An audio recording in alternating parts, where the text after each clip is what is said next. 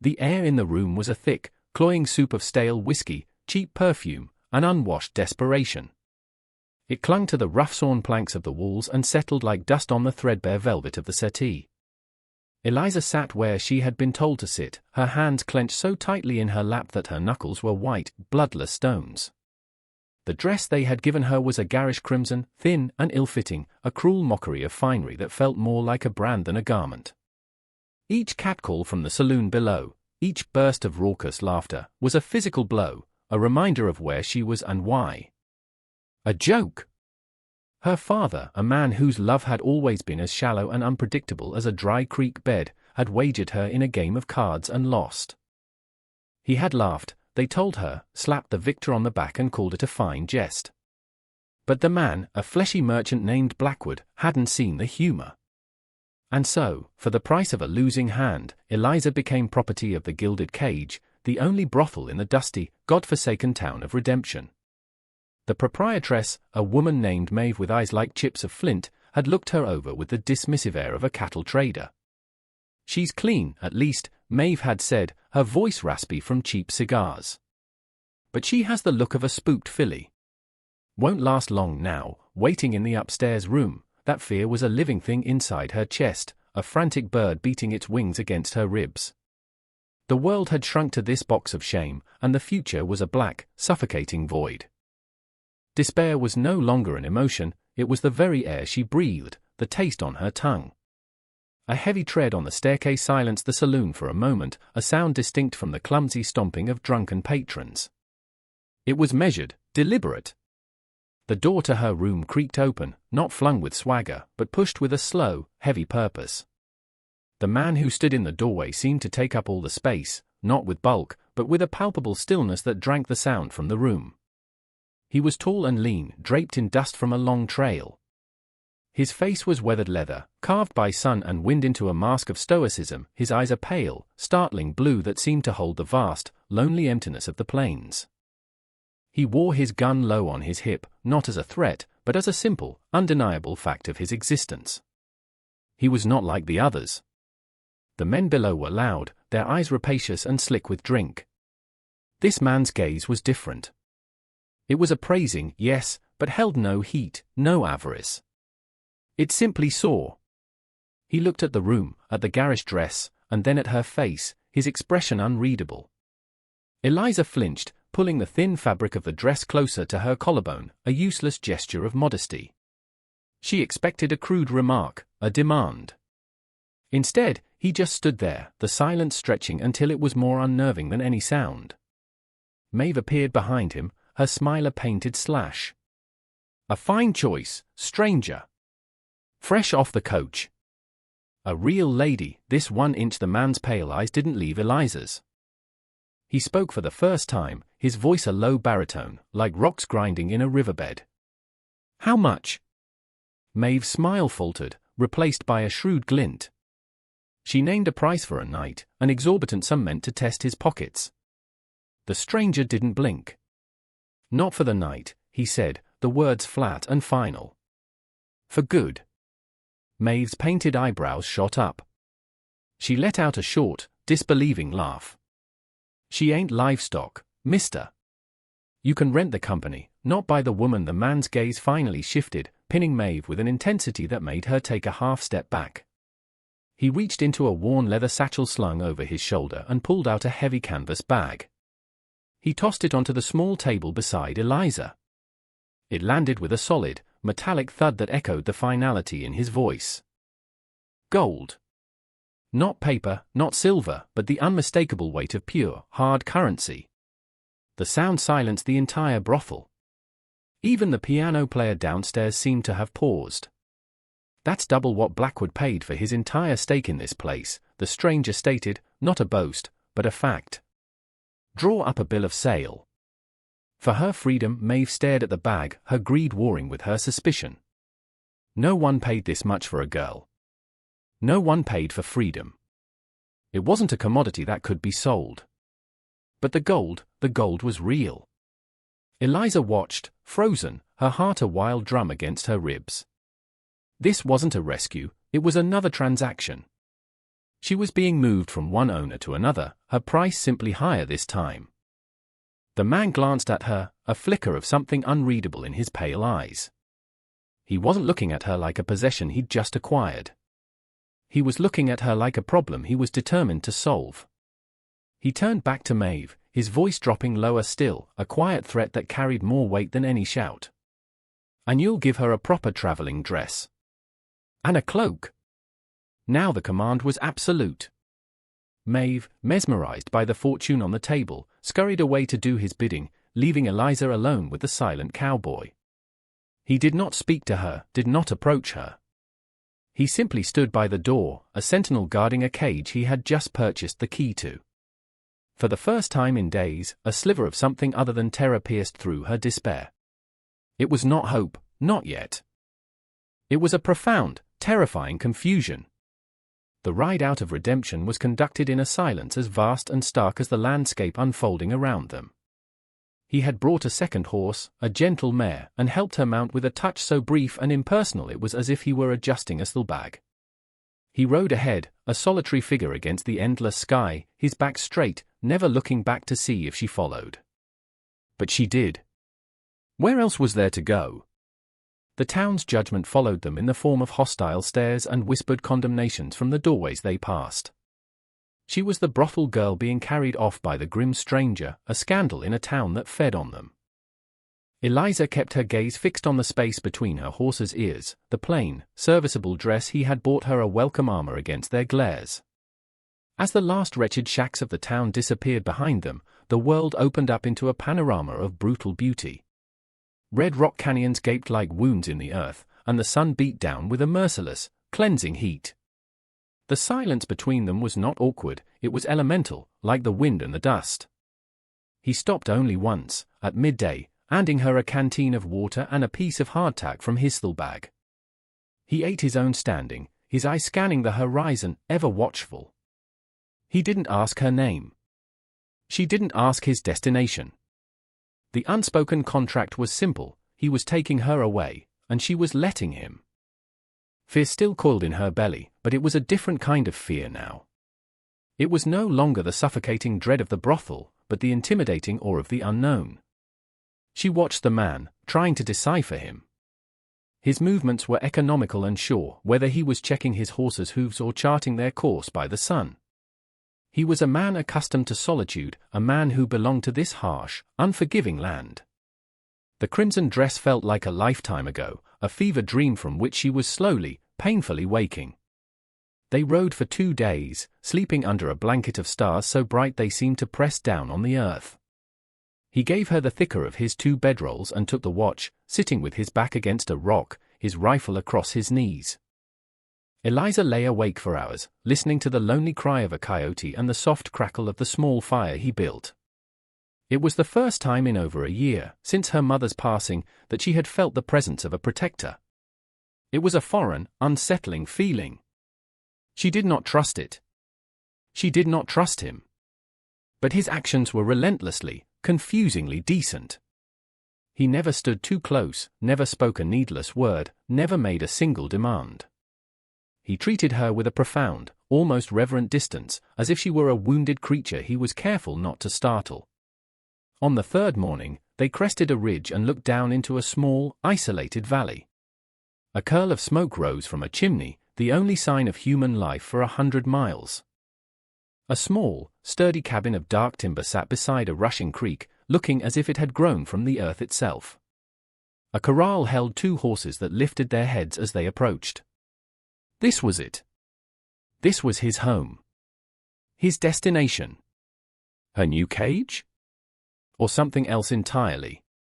He dismounted and finally spoke, his voice seeming to startle the quiet air. "This is my place," he gestured to the cabin. "You can stay. There's a room. I sleep in the loft." He didn't look at her as he said it, instead busying himself with unsaddling his horse. The offer hung in the air, simple and unadorned. "You can stay." It was a choice, the first real choice she'd been offered since her father had thrown his cards on the table. She slid from the mare's back, her legs unsteady. The cabin was Spartan, but clean. A stone hearth, A rough-hewn table, 2 chairs. A small room off the main one held a simple cot with a clean, patched quilt. It was more than she could have hoped for. It was a sanctuary. Life settled into a rhythm dictated by the sun and the seasons. His name, she learned, was Silas. He offered it one evening as he was cleaning his rifle. The single word dropped into the quiet like a stone into a deep well. Eliza. She offered her own in return, and he nodded once, as if filing it away. The silence between them remained, but it changed its texture. It was no longer a void, but a shared space, comfortable and familiar. He would rise before dawn, his movements quiet, and be gone for hours, checking his trap lines or hunting. She would wake to the smell of coffee he'd left on the hearth. At first, she did little, a ghost in his home, afraid to touch anything, to take up space. But the inactivity was a poison. She began, tentatively, to make the place her own. She found a stash of mending supplies and repaired the tears in his shirts, her stitches small and neat. She discovered a neglected patch of earth near the creek and, using a rusty spade she found in the lean-to, began to turn the soil. She swept the floors, scrubbed the table, and when he returned, exhausted and caked in dust, there would be a hot meal waiting, a simple stew made from the rabbit he'd caught the day before and the wild onion she'd found. He never commented on these changes, but he would eat every last bite. His acknowledgement was in his actions. He left a pouch of vegetable seeds on the table one morning. He sharpened the spade blade for her without a word. He started leaving a bucket of fresh water inside the door each evening so she wouldn't have to go to the creek after dark. They were building a life with the silent language of labor and provision, a partnership forged in shared hardship and unspoken respect. She watched him, learned him. She saw the gentleness in his large, calloused hands as he treated a lame horse, the deep lines of weariness around his eyes when he returned from a long ride. There was a profound sadness in him, a loneliness that mirrored her own. One evening, a month after her arrival, he did not go out to check the perimeter as he usually did. He sat at the table after their meal, turning a small wooden object over and over in his hands. Eliza watched him, her needle stilling in the fabric of the shirt she was mending. The firelight cast long shadows, making the cabin feel both intimate and vast. Finally, he looked at her, his pale blue eyes serious. "A lone woman out here," he began, his voice raspy with disuse. "Is not safe. People talk. That merchant, Blackwood, he has a long reach and a short temper.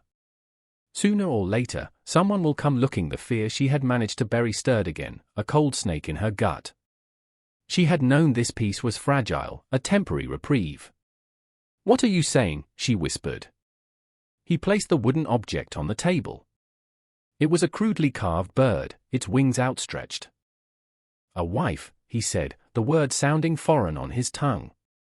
"A wife has a right to be here. She has protection. Under the law. Under my name." Eliza stared at him, her mind reeling. Marriage? To this silent, haunted man she barely knew? It was preposterous. It was a solution. A shield. It would be a contract, he continued, as if sensing her turmoil. For your safety. Nothing more. I would expect nothing from you that you do not wish to give. He was offering her his name, the most powerful protection a man could offer a woman in this world, and asking for nothing in return. It was a transaction, like the one in the brothel, but the currency was different. It wasn't gold, it was dignity. It was a future. She looked from his earnest, weather-beaten face to the small, determined garden she had coaxed from the stubborn soil.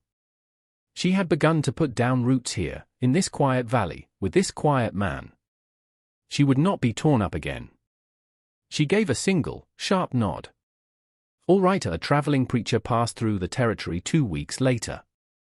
The ceremony was conducted on the porch of the cabin, witnessed only by the wind and the stoic mountains. Silas's hand was rough and warm as he placed a simple, unadorned iron ring on her finger. It was cold and heavy, a circle of permanence. She was Eliza, his wife. And for the first time, the name felt like armor. The iron ring on her finger changed nothing, and yet it changed everything. The quiet rhythms of their life continued, but a new layer of permanence settled over them. She was no longer a guest, a refugee he had taken in. She was the mistress of this small, isolated domain. The garden flourished under her care, producing squash and beans that she canned and stored for the winter. She learned the names of the herbs that grew wild in the valley and used them to make teas and salves. Silas, in turn, began to share his knowledge with her. He showed her how to read the tracks of deer and mountain lions, how to predict the weather by the color of the sky, how to handle a small rifle he kept for hunting pests. He was not just providing for her, he was equipping her. He was giving her the tools of survival, the means to be self-reliant. The lessons were conducted in his usual terse manner, but there was a patience in his instruction, a quiet pride in her quick learning. One afternoon, as he showed her how to sight the rifle, his hand brushed hers as he adjusted her grip. The contact was brief, accidental, but it sent a jolt through her that was entirely unexpected. It was not a spark of passion, but a current of simple, human connection, something she had been starved of for so long. She saw him glance at her, his expression unreadable, before he stepped back, putting distance between them once more. The wall of his solitude was high, but she was beginning to see the small cracks in its foundation. She learned he was from the East, that he had a family he never spoke of, that he had come west to escape a past that haunted his sleep. She knew this not because he told her, but from the fragments of nightmare that sometimes escaped his lips when he slept in the loft above, guttural murmurs of fire and gone. His sorrow was a palpable presence in the cabin, a silent companion to her own. They were two broken people, finding a way to piece together a life from the shards of what they had lost. The piece was shattered on a crisp autumn afternoon. Eliza was in the garden, gathering the last of the squash, when she heard the sound of approaching horses. It wasn't Silas's lone stallion. It was the sound of multiple riders, moving with a swaggering confidence that set every nerve in her body on edge. She straightened up, shading her eyes, and saw 3 men cresting the ridge. One of them, stout and florid, was instantly recognizable. Blackwood. The merchant who had won her. A wave of icy dread washed over her, so potent it nearly buckled her knees. The crimson dress, the suffocating room, the leering eyes, it all came rushing back. Silas was gone, checking traps on the far side of the valley. He wouldn't be back before sundown. She was alone. Her first instinct was to run, to hide in the cabin. But then she felt the cold, hard weight of the small rifle Silas had insisted she carry while working outside. Never let them see you scared, his voice echoed in her mind from one of their lessons. Fear is a scent predators can smell. She stood her ground, her heart hammering against her ribs, the rifle held loosely at her side. Blackwood and his 2 hired thugs reined in their horses just beyond the garden fence, their expressions a mixture of surprise and contempt. Well, well, Blackwood sneered, his eyes roving over her plain dress and work-stained hands. Look what the mangy coyote dragged in. Playing homesteader, are we? I paid good money for you, girl. Did you think you could just disappear? I am no one's property, Eliza said, her voice shaking only slightly. She was amazed at the sound of it, the strength she didn't know she possessed. This is my home. You're trespassing, one of the thugs laughed, a harsh, ugly sound. She's got spirit. The quiet ones are always the most fun to break. He started to dismount, but Blackwood held up a hand. His greedy eyes scanned the cabin, the well-tended garden, the smoke curling from the chimney. The stranger who bought you off Maeve, he mused. He set you up quite nice. We'll just consider this compensation for my troubles. We'll take whatever valuables he has, and you're coming back to redemption where you belong. He said it with such casual ownership, such absolute certainty, that Eliza's fear curdled into a hard, cold rage. She was not that girl in the crimson dress anymore. She was not a spooked filly. She raised the rifle, the stock settling into the familiar groove of her shoulder. Get off this land, she said, her voice clear and cold as creek water in winter. Now. Blackwood's face purpled with fury. You'd shoot me, girl? Over this worthless scrap of dirt. He spurred his horse forward, crashing through the flimsy garden fence, trampling the vine she had so carefully nurtured.